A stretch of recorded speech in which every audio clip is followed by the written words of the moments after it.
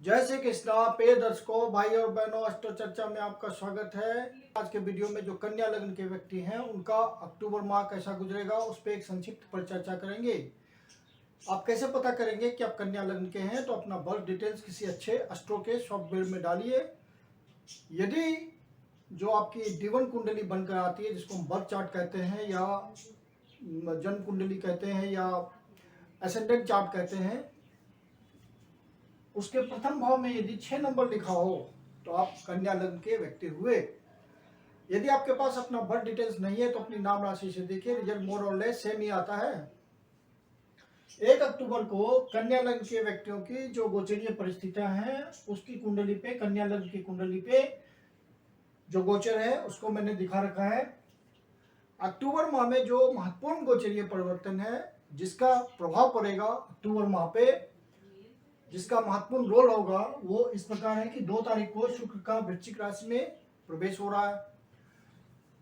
शुक्र इस समय आपके द्वितीय भाव पे गोचर कर रहे हैं अपने स्वराशि में, और वो निकल करके 2 तारीख को ही तृतीय भाव पे गोचर करेंगे, अर्थात वृश्चिक राशि में गोचर करेंगे।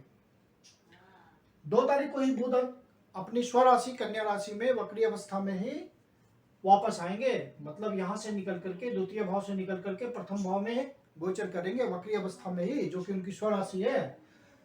गुरुदेव बृहस्पति 18 अक्टूबर को वक्री से मार्गी हो जाएंगे, मतलब रेट्रोगेट है अभी, और अब डायरेक्ट हो जाएंगे 18 अक्टूबर को। फिर शनि महाराज 11 अक्टूबर को ही मार्गी हो जाएंगे, वो भी अभी वक्री अवस्था में चल रहे हैं, और दोनों ही पंचम भाव में विराजमान हैं, वही गोचर कर रहे हैं। गुरु अपनी नीच की राशि में, मकर राशि में है, लेकिन उनका नीच भंग योग हो रहा है क्योंकि शनि अपनी स्वराशि में बैठे हुए, उसी के साथ गुरु बैठे हुए हैं। और सूर्य महाराज 16 अक्टूबर को तुला राशि में प्रवेश करेंगे। तो सूर्य आपके इस समय लग्न में गोचर कर रहे हैं, 16 तारीख को यहां से निकल करके द्वितीय भाव में गोचर करेंगे, और मंगल फिर 22 अक्टूबर को तुला राशि में प्रवेश करेंगे और वहां गोचर करेंगे।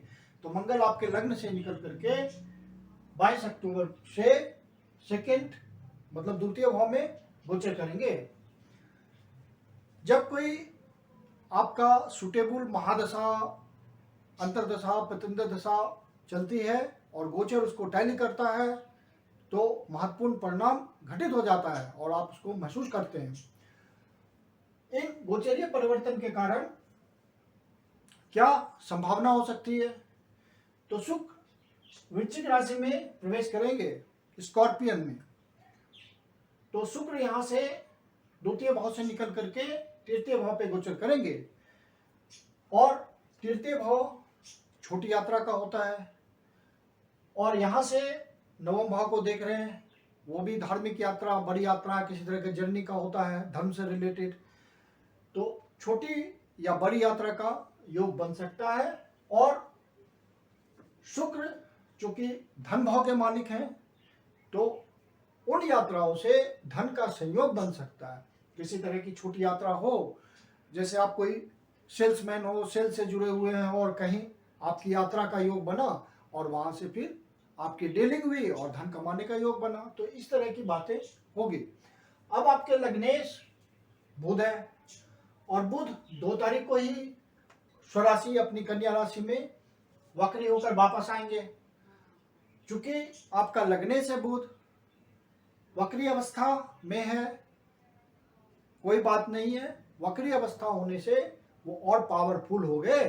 हालांकि रिजल्ट में थोड़ा डिले हो जाता है, लेकिन वो लग्न में विराजमान होंगे, प्रथम भाव में विराजमान होंगे।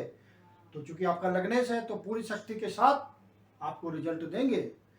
मंगल यहाँ विराजमान है लग्न में, और आपका अष्टमेश है और तृतीयेश है, एग्रेशन का कारक है, और आपकी दृष्टि, मंगल की दृष्टि 4थे भाव पे पड़ रही है, 7वें भाव पे पड़ रही है और 8वें भाव पे पड़ रही है। तो आपका जो मैरिटल लाइफ है उसमें अक्टूबर में थोड़ा मतभेद होगा, आपको सोच समझ के चलना है। फिर सूर्य भी वहां विराजमान है, वो भी अपना असर डालेंगे मैरिटल लाइफ पे। तो पति पत्नी के बीच जो तनाव होगा आपके लाइफ पार्टनर से आपका जो मतभेद होगा उसका ध्यान रखिएगा, क्योंकि अक्टूबर महीने में ये स्थिति बन रही है। तो आप पहले से सतर्क रहेंगे तो कोई आपका किसी तरह का वैमनस्य नहीं आएगा पति पत्नी के बीच, लाइफ पार्टनर के बीच। फिर आपके परिवार में जो न्यूक्लियर फैमिली है वहाँ भी किसी तरह का मतभेद हो सकता है, गुस्सा के कारण कोई दिक्कत हो सकती है। तो उसका आप ध्यान रखिएगा कि कोई इसके कारण, गुस्से के कारण, आपके गुस्से के कारण कोई विशेष परेशानी ना आ जाए, क्योंकि मंगल आपके लग्न में है और साथ में सूर्य भी है और दोनों अग्नि तत्व हैं। तो दिक्कत हो सकती है, यदि गुस्सा आपका एग्रेशन बढ़ गया तो दिक्कत हो सकती है। पंचम भाव की स्थिति बहुत ही अच्छी है, गुरु और शुक्र बैठे हुए हैं वहां और आपके लाभ भाव को देख रहे हैं। तो आपके लिए कुछ न कुछ गेन की स्थिति बना रहे हैं, और जब मार्गी हो जाएंगे तो निश्चित रूप से गेन जल्दी मिलेगा। यदि आपका संतान कोई प्रयास कर रहा है, किसी सक्सेस के लिए प्रयास कर रहा है, मान लीजिए नौकरी के लिए प्रयास कर रहा है, कोई काम के लिए प्रयास कर रहा है, तो उसमें सफलता मिलेगी, कोई शुभ समाचार मिलेगा आपको, क्योंकि आपके लिए गेन की स्थिति है। जो लव बर्ड्स हैं, प्यार मोहब्बत में लगे हुए लोग हैं, युवा वर्ग है, उनके लिए अच्छा समय है, क्योंकि आपका जो सप्तमेश है वो पंचम भाव में बैठा हुआ है। तो प्रेम प्रसंग आपका मैरिज रिलेशन में कन्वर्ट भी हो सकता है। गुरु यहाँ बैठ करके पंचम भाव से भाग्य भाव को देख रहे हैं, 1 2 3 4 5, तो भाग्य में वृद्धि कर रहे हैं। और यहाँ से शुक्र महाराज भी अपने ही घर को देख रहे हैं, तो भाग्य भाव में वृद्धि कर रहे हैं। और फिर गुरु सप्तम भाव से आपके गेन वाले हाउस को देख रहे हैं, लाभ भाव को देख रहे हैं, तो किसी न किसी प्रकार का आपको गेन देंगे, लाभ की स्थिति बनाएंगे, धन की व्यवस्था करेंगे। और फिर नवी दृष्टि से लग्न को देख रहे हैं, मतलब आपको मजबूती दे रहे हैं, आपके पर्सनालिटी को मजबूती दे रहे हैं, आप डिसीजन लेने में सफल हो पाएंगे। जैसे यहाँ पे आपका सूर्य बैठा हुआ है, वो है आपका द्वादश भाव का स्वामी, तो आपके खर्चे बढ़ा देगा। तो यहाँ से गुरु उसको नियंत्रित करेंगे, यदि आप कोशिश करेंगे तो आपका खर्चा नियंत्रित रहेगा। जो बाहर से व्यापार करने वाले लोग हैं, बाहर से किसी तरह का संबंध है, उनके लिए बहुत अच्छी स्थिति है, वो बाहर से संबंध बना पाएंगे, उसके थ्रू उनको किसी न किसी तरह का आर्थिक, पारिवारिक, सामाजिक इस तरह के लाभ मिलेंगे। बस आपको अपने एग्रेशन का ध्यान रखना है, क्रोध का ध्यान रखना है। क्रोध के वशीभूत आप नहीं होंगे, नहीं तो परेशानी वाली बात हो सकती है। और चूंकि मंगल अष्टमेश है और आपके लग्न में बैठा हुआ है, और शुक्र आपका 8वीं राशि में, मंगल की राशि में तृतीय भाव में बैठा हुआ है, तो वाहन चलाते वक्त आप बहुत ही केयरफुल रहेंगे। जब तक कि मंगल यहाँ से निकल करके द्वितीय भाव पर नहीं चला जाता, तब तक आप बहुत ध्यान रखेंगे, वाहन चलाने में पूरी सावधानी बरतेंगे। दुर्घटना का योग अक्टूबर महीने में बन सकता है। बुध आपके कर्मेश है और लग्न भाव में बैठे हुए हैं और वक्री हैं, तो पूरी मजबूती दे रही हैं आपको।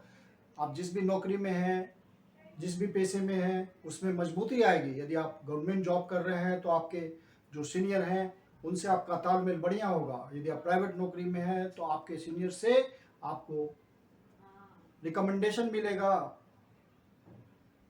सीनियर आपके काम की प्रशंसा करेंगे, काम में मजबूती आएगी, अपने जूनियर्स आपका रिस्पेक्ट ज़्यादा करेंगे। ये सब बातें अक्टूबर माह में आपको देखने मिलेगी।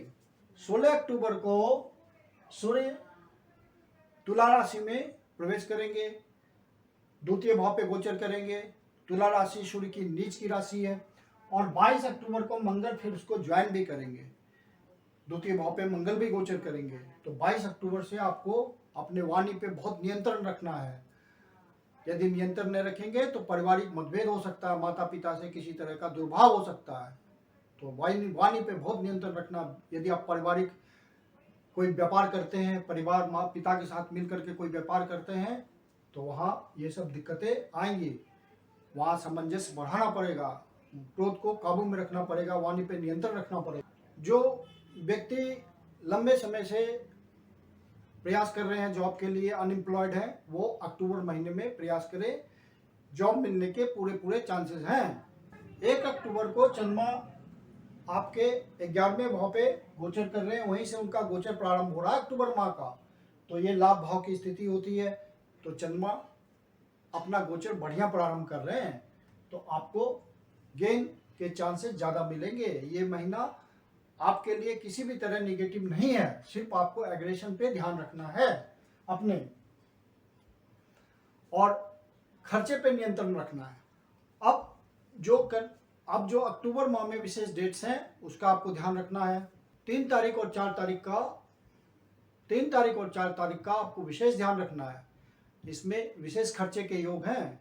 यदि आपने खर्चे को नियंत्रित नहीं किया तो बजट असंतुलित भी हो सकता है। 11 और 12 तारीख को कोई नया काम, शुभ काम स्टार्ट नहीं कीजिएगा।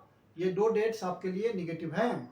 15 तारीख, 16 तारीख और 17 तारीख को अपने स्वास्थ्य का विशेष ध्यान रखना है। कोई स्वास्थ्य संबंधी परेशानी हो सकती है, तो आप पहले से ध्यान रखेंगे तो वो टल जाएगा। 20 और 21 तारीख को कोई निगेटिव न्यूज मिल सकता है, जिससे आपको मन दुखी हो सकता है, आपका मन में पीड़ा हो सकती है। तो इसके 2 सामान्य उपाय हैं। विष्णु सहस्त्रनाम का पाठ कर लीजिए, या किसी शिव जी के मंदिर में जा करके आप शिवलिंग को जल का अभिषेक कीजिए, ओम नमः शिवाय का पाठ कीजिए, तो आपका शिव जी दुख हर लेंगे। अब जो धन की दृष्टि से विशेष डेट्स हैं, 1 तारीख, 2 तारीख, 7 तारीख, 8 तारीख, और फिर 13 तारीख, 14 तारीख, 20 तारीख, 21 तारीख, ये डेट्स में मार्केट में धन का फ्लो होगा। जो व्यापारी वर्ग विशेष धन की प्राप्ति के लिए प्रयास करेंगे, वो इन डेट्स को प्रयास जरूर करें। पूरी संभावना है धन की व्यवस्था होगी।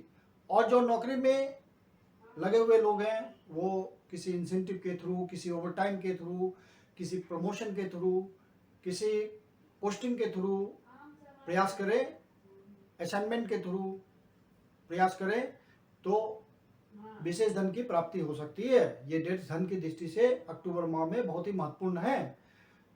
मैं कुंदन शर्मा आप लोग का हार्दिक स्वागत करता हूं। आशा करता हूं कि वीडियो आपको अच्छा लगा होगा। अच्छा लगा तो लाइक कीजिए, सब्सक्राइब कीजिए, शेयर कीजिए। यदि आपके जीवन की कोई समस्या है जिसका समाधान आप हमसे चाहते हैं, तो मुझे कंसल्ट कर सकते हैं। मेरी अपनी कंसल्टेशन शुल्क होती है। नीचे डिस्क्रिप्शन बॉक्स में मेरा व्हाट्सएप नंबर दिया हुआ, आप कंसल्टेशन के लिए मुझे मैसेज कर सकते हैं। धन्यवाद।